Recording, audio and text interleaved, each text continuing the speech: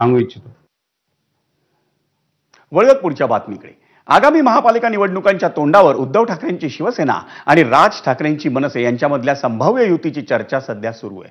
त्याचवेळी दिवाळीच्या निमित्तानं ठाकरे बंधूंची छायाचित्र असलेले आकाश कंदील हे मुंबईतल्या दादर या मध्यवर्ती परिसरात सध्या पाहायला मिळतात।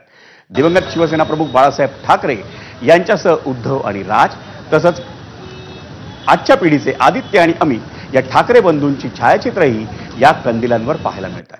ठाकरेंच्या शिवसेनेकडून दादरच्या विविध परिसरात हे कंदील लावण्यात आलेत आणि मोठ्या कंदिलावर ठाकरे बंधूंची ही छायाचित्रे आहेत। दिवाळीनिमित्त मनसे आणि ठाकरेंच्या शिवसेनेच नाही तर भाजप आणि शिंदेंच्या शिवसेनेचेही आकाश कंदील लागल्याचं पाहायला मिळतं।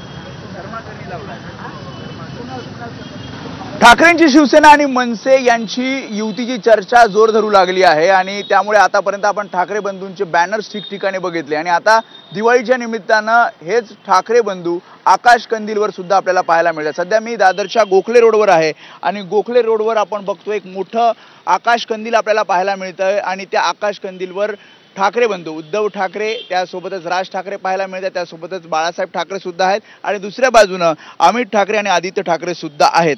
त्यामुळे युतीची जी घोषणा आहे ती अधिकृतरित्या जरी झाली नसली तरी ज्या प्रकारे भेटीगाठी ठाकरे बंधूंच्या वाढलेल्या आहेत ते पाहता लवकरच ही घोषणा होईल आणि त्यामुळेच आपण बघतोय इथे मोठे आकाश कंदील आपल्याला लागलेले पाहायला मिळत आहेत। फक्त ठाकरेंच्या शिवसेना आणि मनसेचे एकत्रित आकाश कंदील नाही तर पुढे आपण बघतोय मनसेचे काही आकाश कंदील आहेत, त्यासोबतच त्याच्या पुढे आपण बघितलं शिंदेंच्या शिवसेनेचे सुद्धा आकाश कंदील आहेत आणि त्यामुळे आगामी महापालिका निवडणुकीच्या दृष्टिकोनातून विचार केला तर या आकाश कंदीलच्या माध्यमातून एक प्रचार केला जातोय आणि या प्रचारामध्ये जे आकाश कंदील चर्चेचे ठरत आहेत ते ठाकरे बंधूंचे आकाश कंदील। आज आपण बघतोय उद्धव ठाकरे आणि राज ठाकरे यांचे एकत्रित आकाश कंदील आपल्याला या दीपावलीच्या निमित्तानं आपल्याला पाहायला मिळतात।